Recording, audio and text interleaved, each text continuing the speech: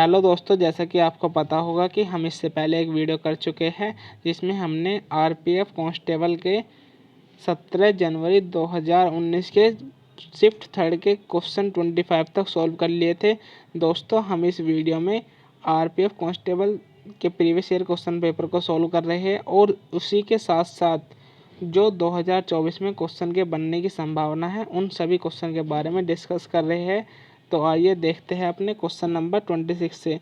दोस्तों, हमने इससे पहले क्वेश्चन 25 फर्स्ट वीडियो में कर लिए हैं। तो अगर आपने अभी तक वे क्वेश्चन नहीं देखे हैं तो प्लीज़ पहले उस वीडियो को देखिए, लिंक डिस्क्रिप्शन में है। तो क्वेश्चन नंबर 26 में कहा है कि थालघाट मुंबई और किसको जोड़ता है। तो हमारा राइट आंसर हो जाएगा थालघाट मुंबई और नासिक को जोड़ता है। थालघाट जे मुंबई और नासिक को जोड़ता है। तो इस क्वेश्चन के बारे में विश्लेषण करते हैं कि थालघाट प्रायद्वीपीय भारत का प्रमुख दर्रा है। थालघाट जे प्रायद्वीपीय भारत का प्रमुख दर्रा है। यह पश्चिमी घाट में स्थित है। इससे होकर मुंबई कोलकाता मार्ग गुजरता है। यह मुंबई को नासिक से जोड़ता है। थालघाट दर्रा मुंबई को नासिक से जोड़ता है। नेक्स्ट क्वेश्चन है क्वेश्चन नंबर 27। निम्नलिखित में से कौन क्रिकेट विश्व कप के संबंध नहीं है। निम्नलिखित में से कौन क्रिकेट विश्व कप से संबंध नहीं है। तो हमारा राइट आंसर हो जाएगा option number B, Kalinga cup. अब बात आती है कलिंग कप और किससे संबंधित है। अगर वह क्रिकेट से संबंधित नहीं है तो कलिंग कप किससे संबंधित है। तो कलिंग कप फुटबॉल से संबंधित है। किससे संबंधित है। फुटबॉल से संबंधित है। दोस्तों, ये 17 जनवरी 2019 में आया था। तो अब की बार 2024 में क्वेश्चन आ सकता है कि कलिंग कप किससे संबंधित है। तो कलिंग कप फुटबॉल से संबंधित है। यह भारत के उड़ीसा राज्य के प्रतिवर्ष आयोजित होने वाला एक प्रतिष्ठित फुटबॉल टूर्नामेंट है। ठीक है, और क्या क्या संबंधित है क्रिकेट से। ईरानी कप भी क्रिकेट से संबंधित है। रणजी ट्रॉफी भी क्रिकेट से संबंधित है और देवधर ट्रॉफी भी क्रिकेट से संबंधित है। तो नेक्स्ट क्वेश्चन देखते हैं अपना क्वेश्चन नंबर 28। क्वेश्चन नंबर 28 में कहा है कि पुरुषों में कौन से सेक्स जीन मौजूद होते हैं। पुरुषों में कौन से सेक्स जीन मौजूद होते हैं। तो हमारा राइट आंसर हो जाएगा ऑप्शन नंबर सी, XY। पुरुषों में कौन से जीन मौजूद होते हैं। XY जीन मौजूद होते हैं। महिलाओं में 2 X गुणसूत्र होते हैं जबकि पुरुषों में एक X और एक Y गुणसूत्र होते हैं। एक सामान्य मनुष्य में 46 गुणसूत्र होते हैं। कितने होते हैं। 46 गुणसूत्र होते हैं। गुणसूत्र को मानव के आनुवंशिक गुणों का वाहक माना जाता है। इसमें से 22 जोड़े जिन्हें एलिंग गुणसूत्र के रूप में जाना जाता है, यह दोनों लिंगों में समान रूप से उपस्थित होते हैं। ठीक है, कितने जोड़े होते हैं। 46 पेयर होते हैं जिसमें से 22 पेयर क्या होते हैं, एलिंग गुणसूत्र, यानी कि उनका लिंग से कुछ संबंध नहीं होता है। तो नेक्स्ट क्वेश्चन देखते हैं अब हम क्वेश्चन नंबर 29। क्वेश्चन नंबर 29 में क्या कहा है कि भारत, बेल्जियम और स्पेन में किस प्रकार के संघीय शासन का उपयोग किया जाता है। तो हमारा राइट आंसर हो जाएगा ऑप्शन नंबर सी, संघीय रूप से प्रशासित विधि। तो इस क्वेश्चन के बारे में डिस्कस करते हैं कि भारत, बेल्जियम और स्पेन संघीय रूप से शासित व्यवस्था को अपनाया गया है। संघीय शासन व्यवस्था से तात्पर्य उस शासन व्यवस्था से है जिसमें शक्ति का विभाजन केंद्र व राज्यों के बीच होता है। जिसमें शक्तियों का विभाजन केंद्र राज्यों के बीच होता है। यह व्यवस्था केंद्रीकृत न होकर संघवाद पर आधारित होता है। भारत की संघीय प्रणाली कनाडा से ली गई है। भारत में जो संघीय प्रणाली ली गई है वो कहाँ से ली गई है, कनाडा से ली गई है। नेक्स्ट क्वेश्चन देखते हैं क्वेश्चन नंबर 30। निम्नलिखित में से किस शासक ने पाटलिपुत्र की स्थापना की थी। तो हमारा राइट आंसर हो जाएगा ऑप्शन नंबर बी, अजातशत्रु ने। किसने करी थी पाटलिपुत्र की स्थापना, किसने करी थी, अजातशत्रु ने करी थी। पाटलिपुत्र की स्थापना किस शासक ने करी थी, अजातशत्रु ने करी थी। पाटलिपुत्र भारत का प्राचीन शहर है जिसकी स्थापना 5वीं शताब्दी ईसा पूर्व में मगध के राजा अजातशत्रु द्वारा की गई थी। इसके पुत्र उदयन ने इसे मगध की राजधानी बनाया और यह पहली शताब्दी ईसा पूर्व तक बना रहा। वर्तमान में पटना पाटलिपुत्र के स्थान पर नवीन शहर है। वर्तमान में पटना पाटलिपुत्र के स्थान पर नवीन शहर है। नेक्स्ट क्वेश्चन देखते हैं, क्वेश्चन नंबर 31। भारत की आकस्मिक निधि किस अनुच्छेद के तहत आती है? भारत की आकस्मिक निधि किस अनुच्छेद के तहत आती है? तो हमारा राइट आंसर हो जाएगा ऑप्शन नंबर ए, अनुच्छेद 267 के अंतर्गत आती है। किसके अंतर्गत आती है? अनुच्छेद 267 के अंतर्गत आती है। ये कह रहा है भारत के अनुच्छेद 267 में आकस्मिक निधि का प्रावधान है। किसका प्रावधान है? संविधान के अनुच्छेद 267 में आकस्मिक निधि का प्रावधान है। आर्टिकल 263 में केंद्र तथा राज्य के मध्य समन्वय स्थापित हेतु अंतर्राज्यीय परिषद का गठन किया गया है। आर्टिकल 280 में है वित्त आयोग का गठन और आर्टिकल 266 में है भारत की संचित निधि का प्रावधान। आर्टिकल 266 में क्या है? भारत की संचित निधि का प्रावधान। नेक्स्ट क्वेश्चन है क्वेश्चन नंबर 32। नाइजर और जिम्बाब्वे में इनमें से किस महाद्वीप के देश हैं? नाइजर और जिम्बाब्वे किस महाद्वीप के देश है? तो हमारा राइट आंसर हो जाएगा ऑप्शन नंबर डी, अफ्रीका के। नाइजर अफ्रीका महाद्वीप का एक देश है। इसकी राजधानी नियामी है। इस देश का नाम नाइजर नदी पर पड़ा है। इस देश का नाम क्या पड़ा है? नाइजर नदी पर पड़ा है। जिम्बाब्वे अफ्रीका महाद्वीप के दक्षिणी भाग में जिम्बाब्वे और लिम्पोपो नदी के बीच स्थित एक स्थलरुद्र देश है। ठीक है, जिम्बाब्वे अफ्रीका महाद्वीप के दक्षिणी भाग में जिम्बाब्वे और लिम्पोपो नदियों के बीच स्थित एक स्थलरुद्र देश है। ठीक है, नेक्स्ट क्वेश्चन देखते हैं, क्वेश्चन नंबर 33। क्वेश्चन नंबर 33 में क्या कहा है कि राज्य मानवाधिकार आयोग का अध्यक्ष है। राज्य मानवाधिकार आयोग का अध्यक्ष कौन होता है? उच्च न्यायालय के सेवानिवृत्त मुख्य न्यायाधीश होता है। ठीक है, कौन होता है अध्यक्ष? उच्च न्यायालय के सेवानिवृत्त मुख्य न्यायाधीश। तो इस क्वेश्चन के बारे में डिस्कस करते हैं कि उच्च न्यायालय के सेवानिवृत्त मुख्य न्यायाधीश को सामान्यतः राज्य मानवाधिकार आयोग का अध्यक्ष नियुक्त किया जा गया है। राज्य मानवाधिकार अध्यक्ष की नियुक्ति मुख्यमंत्री की अध्यक्ष में गठित एक समिति जिसमें विधानसभा अध्यक्ष, गृह मंत्री व विधानसभा विपक्ष के नेता सदस्य होते हैं, इसकी अनुशंसा पर राज्यपाल द्वारा की जाती है। नेक्स्ट क्वेश्चन है क्वेश्चन नंबर 34। क्वेश्चन नंबर 34 में कहा है कि निम्नलिखित में से कौन अंतिम मौर्य राजा था? कौन अंतिम मौर्य राजा था? तो हमारा राइट आंसर हो जाएगा बृहदष्ट। कौन था? बृहदष्ट था। तो इस क्वेश्चन के बारे में डिस्कस करते हैं कि बृहदष्ट मौर्य साम्राज्य का अंतिम शासक था। इसने 187 से 185 ईसा पूर्व तक शासन किया। इसका सेनापति पुष्यमित्र शुंग ने इसकी हत्या कर शुंग वंश की स्थापना करी थी। मौर्य राजवंश प्राचीन भारत का एक शक्तिशाली राजवंश था। मौर्य राजवंश 137 वर्षों तक भारत में शासन किया था। ठीक है, मौर्य राजवंश ने 137 वर्षों तक भारत में शासन किया था। नेक्स्ट क्वेश्चन देखते हैं, क्वेश्चन नंबर 35। क्वेश्चन नंबर 35 में कहा है कि निम्नलिखित में से कौन एक नदी बंदरगाह है? तो हमारा राइट आंसर हो जाएगा option number C, Kolkata. Kolkata एक नदी बंदरगाह है। भारत में 13 प्रमुख बंदरगाह और 205 छोटे बंदरगाह हैं।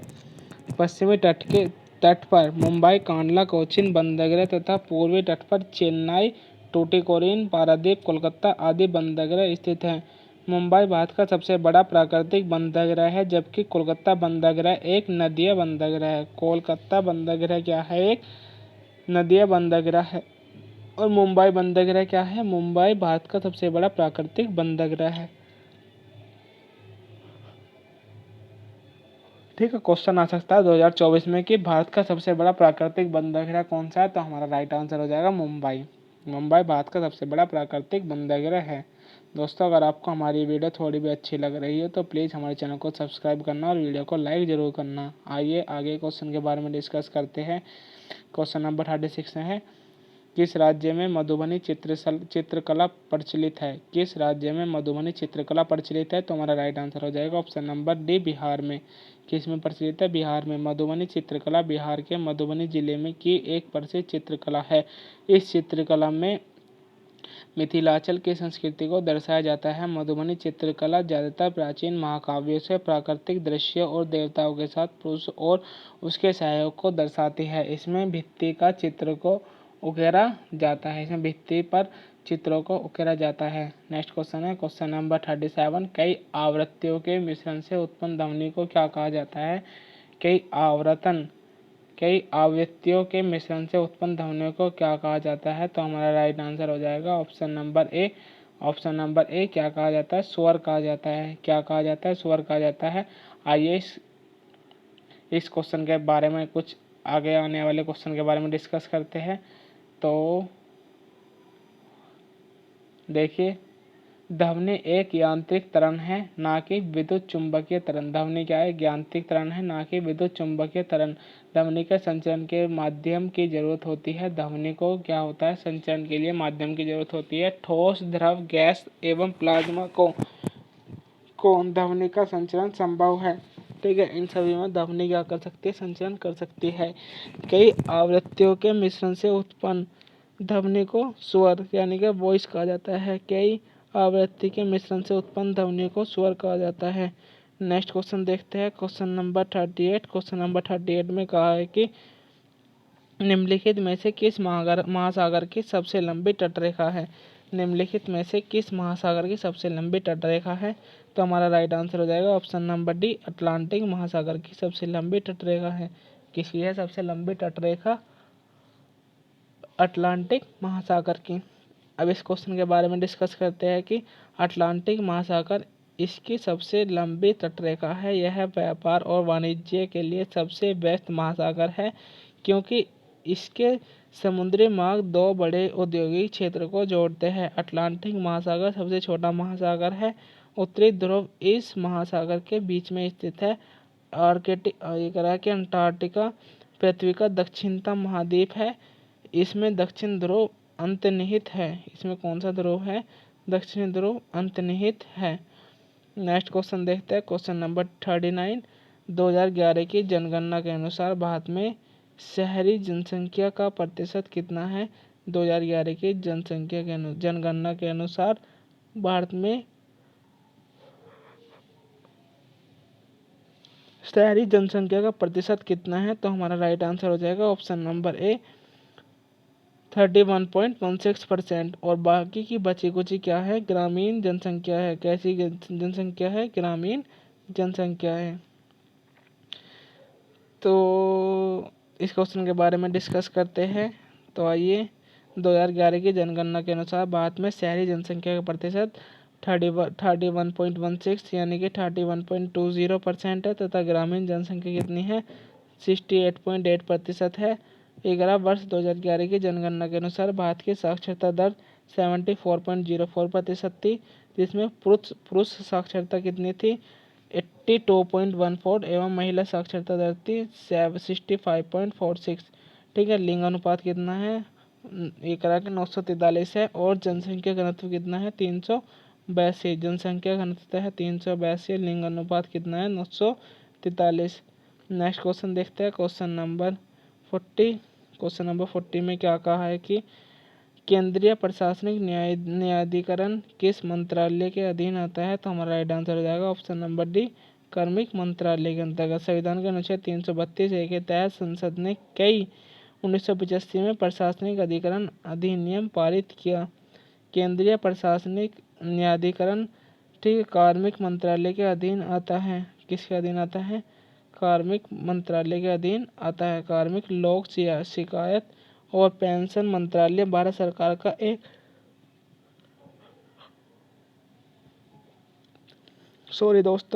भारत सरकार का एक मंत्रालय है जो कर्मियों के मामलों में विशेष रूप से भर्ती, प्रशिक्षण, कैरियर विकास, कर्मचारी कल्याण के साथ साथ सेवानिवृत्ति के बाद तक के मुद्दे की देखरेख करता है। नेक्स्ट क्वेश्चन है क्वेश्चन नंबर 41। इसमें क्या कहा है कि निम्नलिखित में से कौन सा एक बांगर भरा हुआ क्षेत्र है? कौन सा एक बांगर भरा हुआ क्षेत्र है? तो हमारा ऑप्शन सी करेक्ट है। कौन सा? तराई। बांगर या बांगर मिट्टी का एक प्रकार है जो तराई क्षेत्र में पाया जाता है। यह उपजाऊ क्षेत्र भारत, नेपाल एवं भूटान में स्थित हिमालय के समांतर दक्षिण क्षेत्र में स्थित है।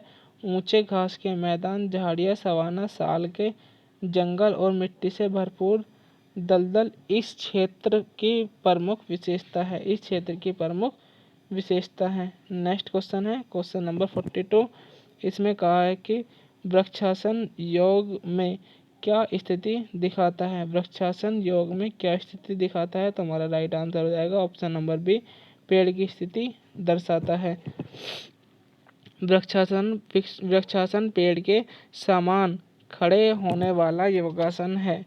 वृक्षासन दो शब्दों से मिलकर बना है, वृक्ष अर्थात पेड़ और आसन अर्थात मुद्रा, अर्थात वृक्ष की मुद्रा में खड़े रहना। इस योग को ध्यान योग भी कहा जाता है। इस योग को क्या कहा जाता है, ध्यान योग भी कहा जाता है। नेक्स्ट क्वेश्चन है क्वेश्चन नंबर 43।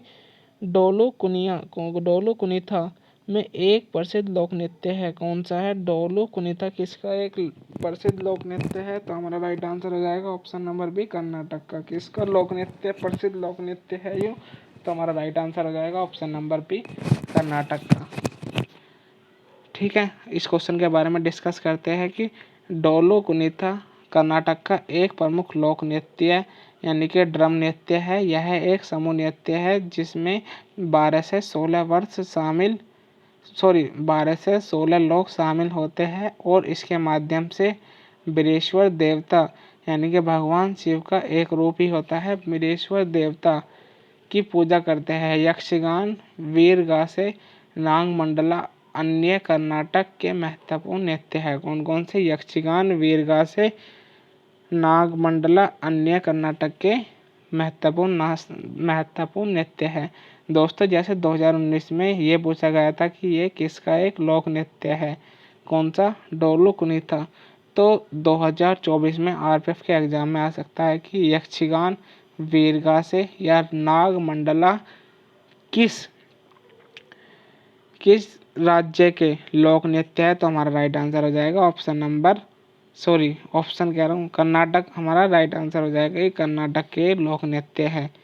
ठीक है, नेक्स्ट क्वेश्चन है क्वेश्चन नंबर 44। क्वेश्चन नंबर 44 में कहा है कि राष्ट्रीय मानवाधिकार आयोग वर्ष में स्थापित हुआ था, कब हुआ था, 1993 में स्थापित हुआ था। राष्ट्रीय मानवाधिकार आयोग कब आया था, 1993 में आया था।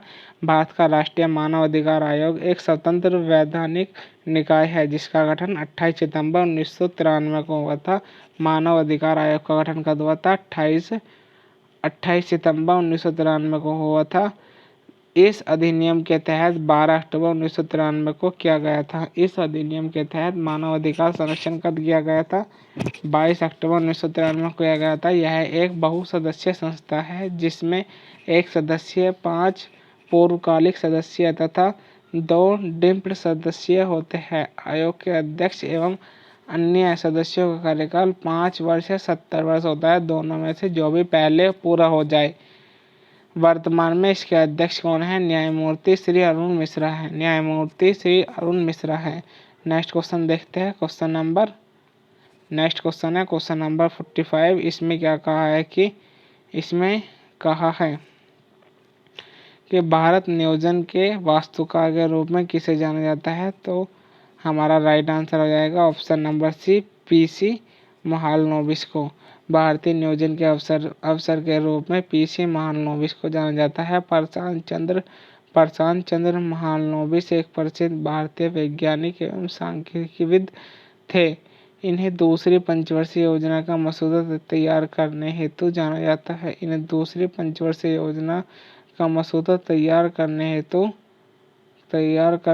जाना जाता है। ये कह रहा है कि इन्हें आर्किटेक्ट ऑफ इंडियन प्लानिंग के रूप में भी जाना जाता है। नेक्स्ट क्वेश्चन है क्वेश्चन नंबर 46।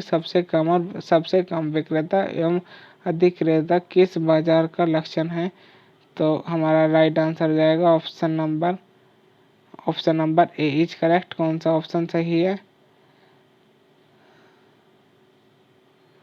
अल्पाधिकार। कौन सा ऑप्शन सही है, अल्पाधिकार हमारा सही आंसर हो जाएगा, अल्पाधिकार बाजार।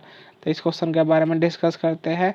बहुत कम विक्रेता एवं अत्यधिक विक्रेता अल्पाधिकार बाजार की प्रमुख विशेषता है। इस बाजार में कम विक्रेता आपसी गुट के माध्यम से मूल्य निर्धारण कर वस्तु का विक्रय करते हैं। इसमें वस्तु समारोप या विभेदीकृत समारूप या विभेदीकृत दोनों होते हैं। ये करा कि भारत सरकार खालिस्तान के माध्यम से खाद्यान्न खरीदती है। किसके माध्यम से खाद्यान्न खरीदती है? तो हमारा राइट आंसर हो जाएगा ऑप्शन नंबर ए, भारतीय खाद्य नियम। कहाँ से खरीदती है? भारतीय खाद्य नियम से खरीदती है। भारतीय खाद्य नियम की स्थापना खाद्य निगम अधिनियम 1964 के तहत 1965 में खाद्य सुरक्षा हेतु किया गया था। इसका मुख्य कार्य खाद्यान्न एवं अन्य खाद्य पदार्थों की खरीद, भंडारण, परिवहन और बिक्री करना है। एक तरह के खाद्यान्नों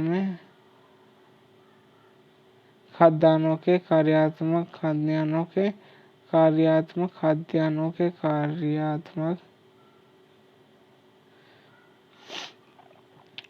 कार्यात्मक बफर स्टॉक का संतोषजनक स्तर बनाकर राष्ट्र की खाद्य सुरक्षा सुनिश्चित करना इसका मुख्य उद्देश्य है। नेक्स्ट क्वेश्चन देखते हैं, क्वेश्चन नंबर 48 में क्या कहा है कि महात्मा गांधी राष्ट्रीय रोजगार गारंटी योजना की कब शुरुआत की थी? 2005 में शुरुआत की थी। महात्मा गांधी राष्ट्रीय रोजगार गारंटी अधिनियम यानी कि मनरेगा भारत में लागू एक रोजगार गारंटी योजना, जिसमें 2005 में अधिनियमित किया गया कि यह योजना प्रत्येक वित्तीय वर्ष में किसी भी ग्रामीण परिवार के वयस्क सदस्यों को 100 दिन का रोजगार उपलब्ध कराती है। वर्तमान में यह कार्यक्रम शहरी क्षेत्र को कुल जिलों को छोड़कर संपूर्ण देश में लागू है। सिकंदर ने भारत पर किस वर्ष आक्रमण किया था?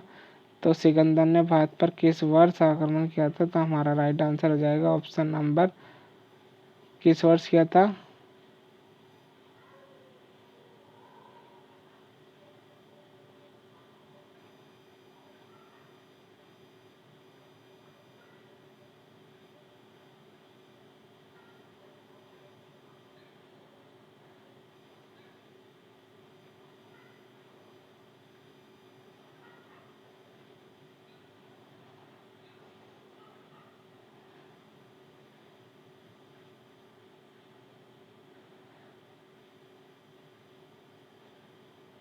सिकंदर ने भारत पर किस वर्ष आक्रमण किया था? तो हमारा राइट आंसर हो जाएगा ऑप्शन नंबर है 3 ईसा पूर्व 326 में। कब किया था? ईसा पूर्व 326 में सिकंदर ने भारत पर 326 ईसा पूर्व आक्रमण किया था। ये करा के पर्सियों पर अधिकार कर लेने के बाद सिकंदर ने भारत के उत्तरी पश्चिमी भाग पर आक्रमण किया। पोरस और सिकंदर के मध्य झेलम नदी के किनारे सुप्रसिद्ध विस्तृतता का युद्ध हाइडास्पीस हुआ, जिसमें पोरस की हार हुई। सिकंदर 19 महीने तक भारत में रहा। सिकंदर 19 महीने तक, ठीक है, सिकंदर 19 महीने तक भारत में रहा। 325 ईसा पूर्व में सिकंदर और उसकी सेना पश्चिमी की ओर लौट गई। ठीक है, नेक्स्ट क्वेश्चन देखते हैं, आज की क्लास का लास्ट क्वेश्चन, क्वेश्चन नंबर 50। किस बिल के बिना सरकार भारत के सामूहिक कोष से पैसा निकाल सकती है? तो हमारा राइट आंसर हो जाएगा option number B, Vienna policy.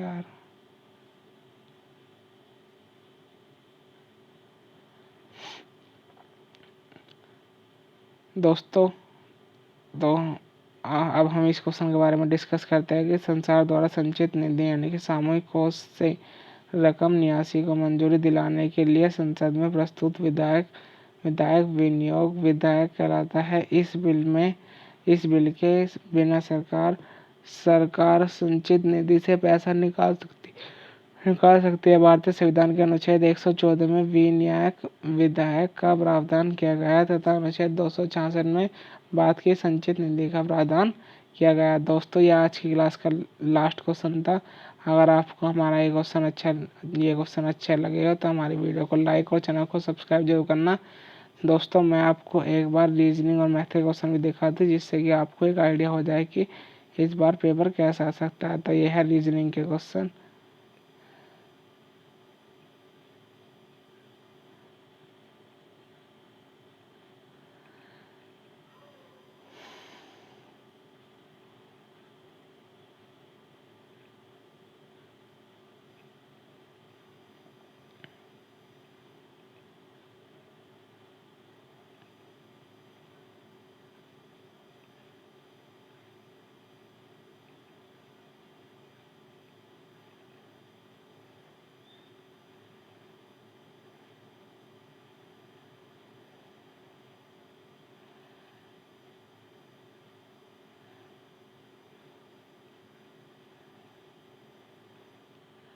ये आ गया अब मैथ। मैथ का भी हर एक क्वेश्चन सोल्व कर रखा है।